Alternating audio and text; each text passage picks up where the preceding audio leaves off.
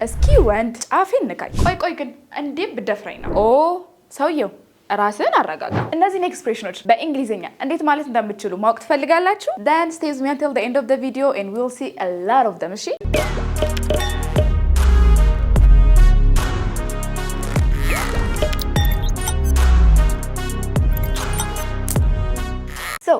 ዛሬ ኮንቨርሴሽናችን ውስጥ እንደ ቅመም ጣል እያደረግን ኮንቨርሴሽናችን ቆንጆ የምናደርግባቸውን የተለያዩ ኤክስፕሬሽኖች ይዤላችሁ መጥቻለሁ። So stay with me until the end of the video and you will love them. Let's get right into it, right? እሺ የመጀመሪያው ኤክስፕሬሽናችን እስኪ ወንድ የሚል ነው። እስኪ ወንድ ማለት ብትፈልግ አሁን አንተ ወይ ደግሞ እስኪ ወንድ ጫፌን ንካኝ ማለት ብትፈልግ እንዴት ነው የምትለው? ዩ ቦይ እስቲ ቀየር አድርጋ እስቲ ትንሽ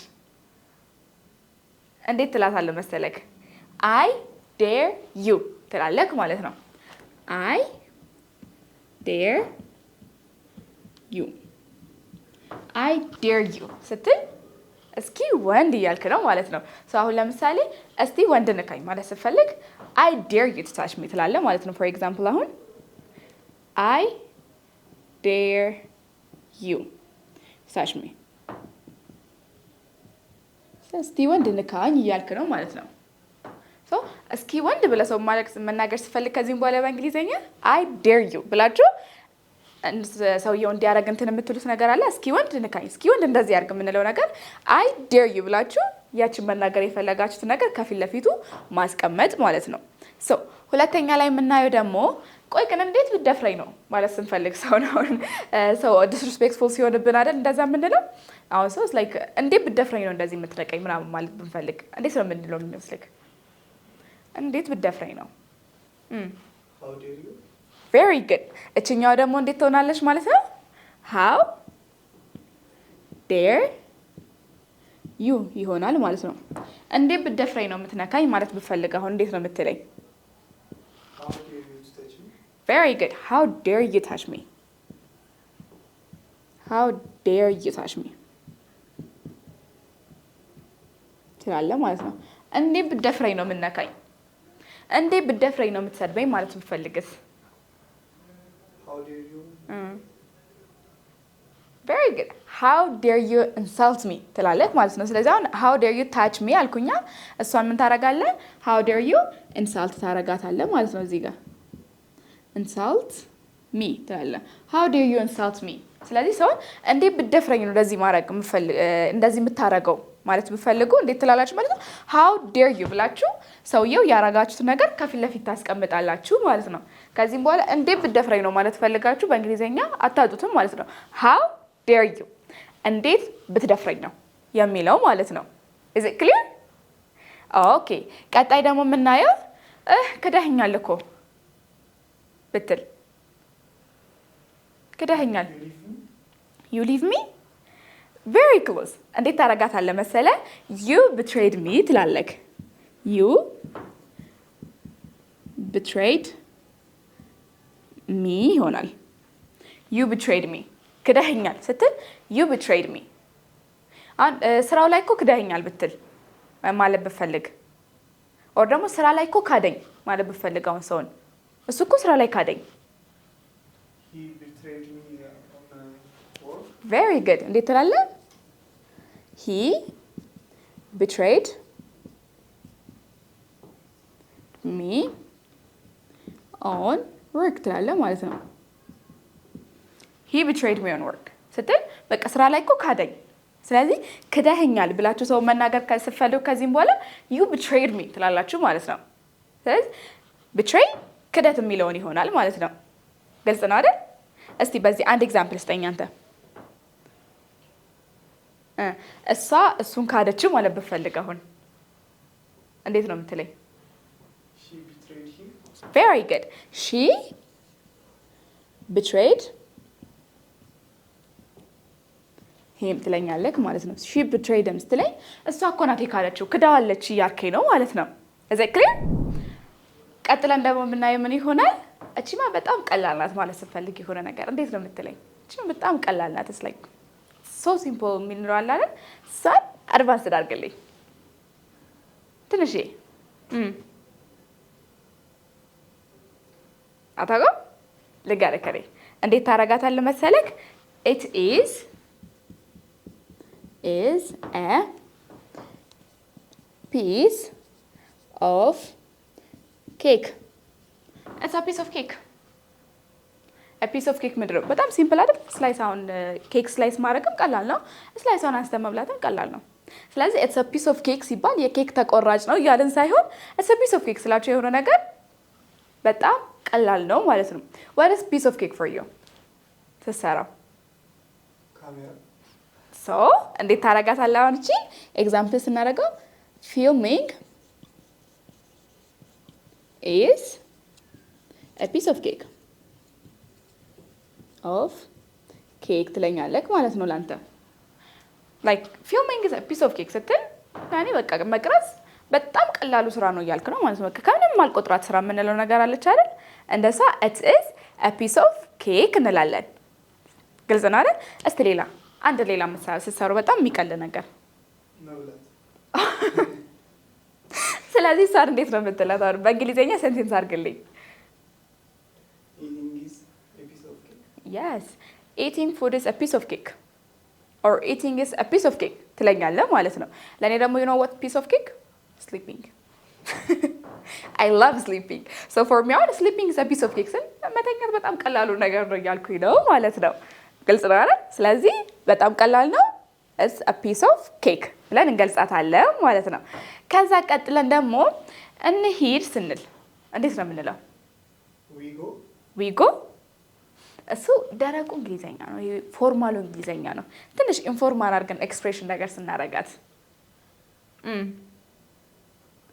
እሺ እንደዚህ ብልክ ምን እያልኩ ነው አሁን? let's hit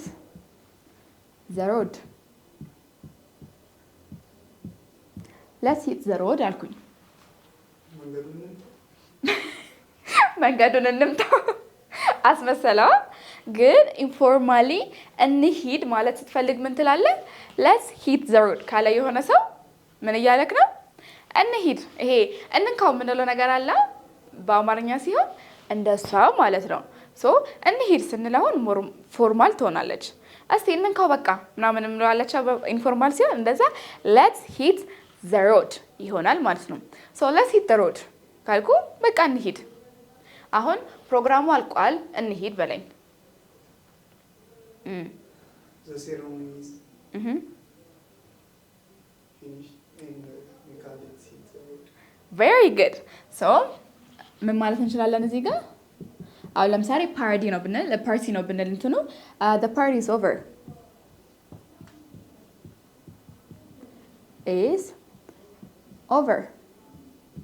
let's hit the road.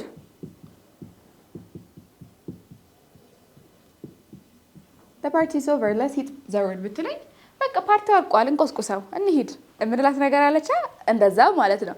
ስለዚህ በእንግሊዘኛ ሁሌ let's go ከምንል let's hit the road ትንሽ ስፓይስ ዳፕ ትሆናለች። ሞር ደግሞ ወደ ኔቲቮቹ እንግሊሽ ቀረብ ትልናለች ማለት ነው። ስለዚህ እንሂድ let's hit the road ሆነ ማለት ነው። ሰው ቀጣይ ደግሞ የምናየው ራስህን አረጋጋ። እንዴት ነው የምንለው? ራስህን አረጋጋ። ኩል ዳውን የተለመደ እንግሊዘኛ ነው። እስቲ ሌላ ፈልግልኝ። እሺ እኔ እንደዚህ ብልክስ pull yourself together ብለስ pull yourself together ብለህ አስቀምጠው ራስህን ሰብስቦ አስመሰለባ። pull yourself together ስትል ራስህን አረጋጋ እያልክ ነው ማለት ነው። pull yourself together ስትል አሁን የሆነ ሰው በቃ ራስህን አረጋጋ ብለን መቆጣት ስትፈልግ ሞርቶንህን እንትን ታረጋትና ቀየር ታረጋትና pull yourself together ትላለህ ማለት ነው። ስለዚህ ራስህን አረጋጋ ብለን ሰው መናገር ስንፈልግ pull yourself together እንላለን ማለት ነው። እሺ ሲናደድ ራስህን አረጋጋ አልኩት በለኝ እስቲ።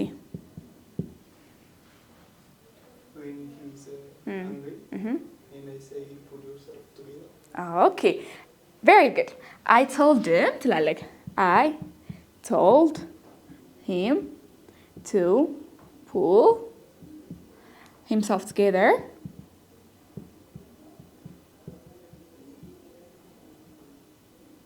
when he was angry. when he was mad ማለት እንችላለን። I told him to pull himself together when he was mad ስንል በጣም ተናዶ በነበረበት ሰዓት ራሱን እንዲያረጋጋ ነግሬዋለሁ። ራሱን እንዲያረጋጋ ንገሪው ማለት ብፈልግስ? Tell him to pull himself together. Very good. Tell him to pull himself together ትላለህ ማለት ነው። እሷ ሲሆን ደግሞ tell her to pull herself together ትላለህ ማለት ነው። ስለዚህ pull yourself together ስንል ራስን አረጋጋው፣ ራስሽን አረጋጊ እያልን ነው ማለት ነው። ግልጽ ነው? ኦኬ let's get going። አሁን ደግሞ እሞክረዋለሁ ማለት ስፈልግ አይ ትራይ ኖርማል እንግሊዘኛ ነው። ትንሽዬ ከፍ አድርጋት አንድ ሌቨል። I will give it shot. Very good. I will give it a shot ትላለህ ማለት ነው። እሞክረዋለሁ ማለት ስፈልግ I'll give it a shot። ስለዚህ አሁን አዲሱን ካሜራ እሞክረዋለሁ በለኝ። I will give it a shot. New camera. Very good. Very good. ስለዚህ እንዴት ትላለህ መሰለህ? I will give the new camera a shot ትላለህ ማለት ነው። I'll give the new camera a shot ስትል አዲሱን ካሜራ እሞክረዋለሁ እያልክ ነው ማለት ነው። ስለዚህ I'll give it a shot እሞክረዋለሁ። አዲሱን ካፌ እሞክረዋለሁ በለኝ እስቲ። I will give a new cafe a shot. Yes, I'll give the new cafe a shot። ስለዚህ የሆነ መሞከር የምትፈልጉትን ነገር I will give ብላችሁ ያችን ነገር አስገብታችሁ a shot ስትሉ ምን ማለት ነው? እሞክረዋለሁ እያላችሁ ነው ማለት ነው። ስለዚህ I'll give it a shot እሞክረዋለሁ። I will try አትበሉ ሁሌ። እሷ ቤዚክ ናት። ሻል ስታረጋት I'll give it a shot ማለት ትችላላችሁ ማለት ነው። ግልጽ ነው? Let's get going then። እሺ እኔም ሙሉ በሙሉ እስማማለሁ በለኝ። Couldn't I give more? I couldn't? I give more. Very good. እንዴት ትላታለች? I couldn't agree more ትለኛለህ ማለት ነው። I couldn't agree more። በቃ እኔ ሙሉ በሙሉ ነው የምስማማው። ከዚህ በላይ የምስማማበት ሀሳብም የለም። I couldn't agree more ትላለህ ማለት ነው። ስለዚህ አሁን ላይክ ይሄንን ትሪፕ ሙሉ በሙሉ እስማማበታለሁ በለኝ እስቲ። I couldn't agree more by this trip. Very good. I couldn't agree more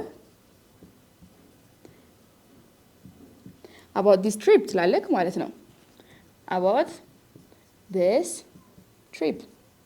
ስለዚህ ሞስትሊ I couldn't agree more ስንጠቀም I couldn't agree more ብለን about ብለን ስለ ላይክ መስማማታችንን የምንገልጽበት ጉዳይ ማስቀመጥ ማለት ነው።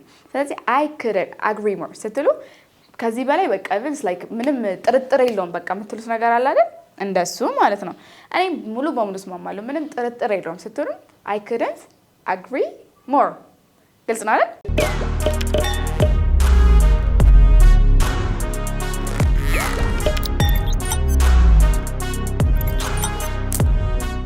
ኦኬ አሁን ደግሞ ቀጥለን ምንም በሂሳቤ ሳንቲም የለኝም ምንም ገንዘብ የለኝም ማለት ብንፈልግ እንዴት ነው የምንለው?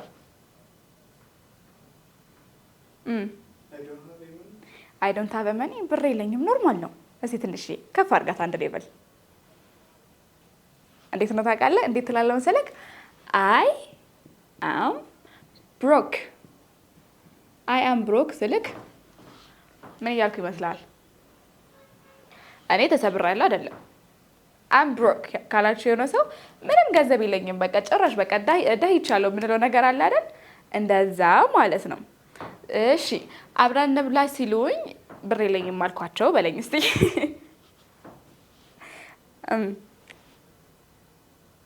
እንዴት ትላታለህ መሰለህ? I told them I'm broke when they invite me to eat ትላለህ ማለት ነው።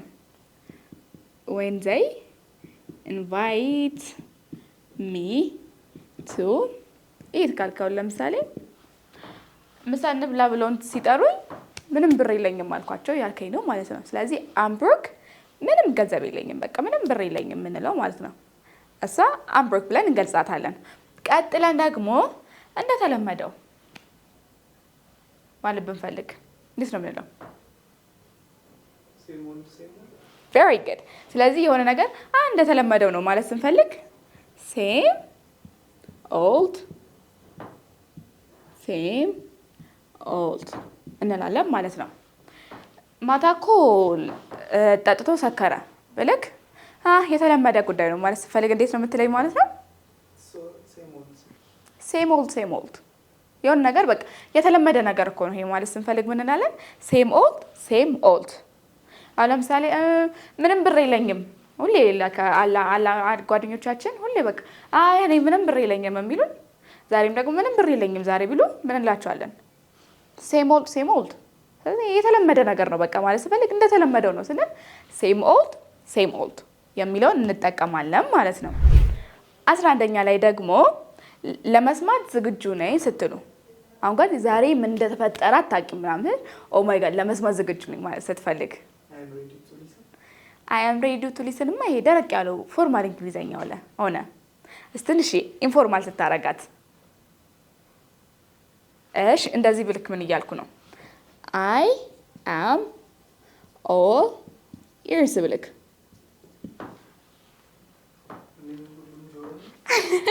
እኔ ሁሉም ጆሮ ነኝ ሳትሆን እኔ ሁሉም ጆሮ ነኝ like technically ቀጥታ ከተረጎመ እንደዛ ነው የሚሆነው። as saying ግን I'm all ears ዊል ለመስማት ዝግጁ ነኝ ስንለው አይደል? ዊል ለመስማት ጓጉቻለሁ ለመስማት ዝግጁ ነኝ ስንል I am all ears እንላለን ማለት ነው። ታሪኩን ለመስማት ዝግጁ ነኝ በለኝ እስቲ። I'm ready to listen a story እሺ እቺን ተጠቀማታ I'm all ears ተጠቀማት። I'm all ears to listen to story yes I am all ears to hear the story ትለኛለህ ማለት ነው። the story I am all ears ስንል ምን እያለን ነው ማለት ነው? በቃ ለመስማት ዝግጁ ነኝ አሁን ንገረኝ ምናምን የምንለው አላቸው። እሷን I am all ears ብለን እንገልጻታለን ማለት ነው። ከዛ ቀጥለን ደግሞ 12ኛው ያለፈው አልፏል ማለት ስንፈልግ ትናንትና እኮ እንትን አስቀየመኝ ብትል በቃ ተው ያለፈው አልፏል ስልክ እንዴት ነው የምልህ በእንግሊዘኛ? it's past እስቲ ትንሽ ያሻሽላት it's fine by now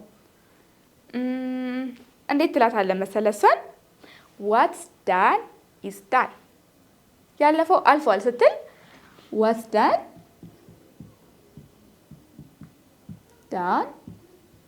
is done ትለኛለህ ማለት ነው። ያለፈው አልፏል what's done is done በቃ አታስቢ ያለፈው አልፏል ማለት ስትፈልግ እንዴት ነው የምትለኝ? don't worry what's done is done very good don't worry what's done what's done is done ትለኛለህ ማለት ነው። don't worry what's done is done አታስቢ በቃ ያለፈው አልፏል ስትል ማለት ነው። እሺ አሁን ደግሞ ቀጥለን እችኛዋን እናያታለን።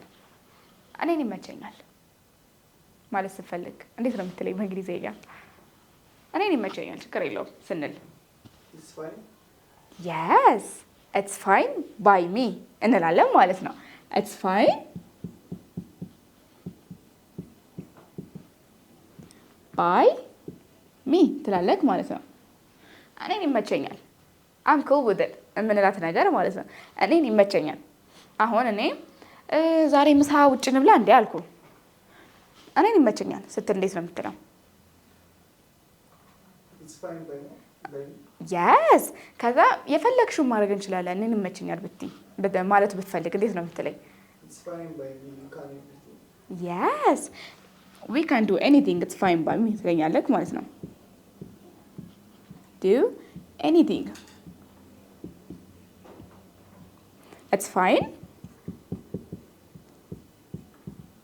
by me ትለኛለች ማለት ነው። ስለዚህ ምንም ነገር ማድረግ እንችላለን። እኔን ይመቸኛል I'm down with forever ስትለኝ ማለት ነው it's fine by me በሚለው መግለጽ እንችላለን ማለት ነው።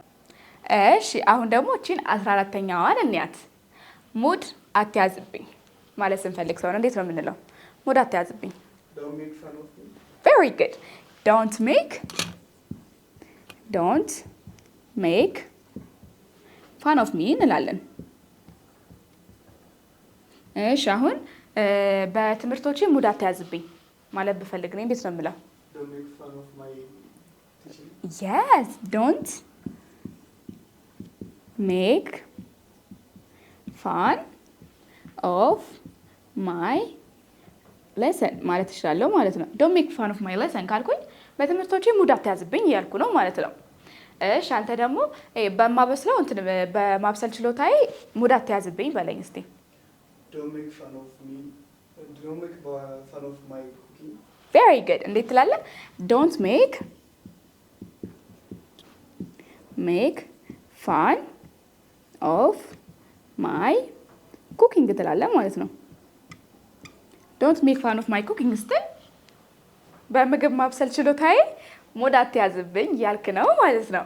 ግልጽ ነው። ሙድ አትያዝብኝ don't make fun of me. ኦኬ ከዛ አሁን የመጨረሻው ደግሞ ላስብበት ማለት ስትፈልግ wait me ሌላ ሞክር። እሺ እንዴት ትላታለህ መሰለህ? እንደዚህ ካልኩ አሁን ለምሳሌ let me sleep on it ካልኩኝ ምን እያልኩኝ ነው? ልተኛበት እያልኩ ነው አይደለም። so let me sleep on it ሲል ሰው ላስብበት እያለ ነው ማለት ነው። ስለዚህ አሁን የሆነ ሰውን አዲስ ነገር ነግራችሁት ወይ ደግሞ የሆነ ጥያቄ ጠይቃችሁት ላስብበት ማለት ከፈለገ let me sleep on it ወይ ደግሞ እናንተ ላስብበት ማለት ከፈለጋችሁ let me sleep on it ብላችሁ መግለጽ ትችላላችሁ ማለት ነው። ግልጽ ነው። so this is the lesson I prepared for you today. I hope you guys enjoyed it. በጣም እንደወደዳችሁትና እንደምትጠቀሙት ምንም አልጠራጠርም። እኛን ደግሞ ማግኘት የምትፈልጉት አድራሻችን CMC ሚካኤል ጋስት ሞል ፊት ለፊት ለኡልታዝ ህንጻ 8ኛ ፍሎር ላይ እንገኛለን። በአካልም ሆነ በኦንላይን ትምህርትን ጸድ ያርገን እናስተምራችኋለን። give us a call. Bye.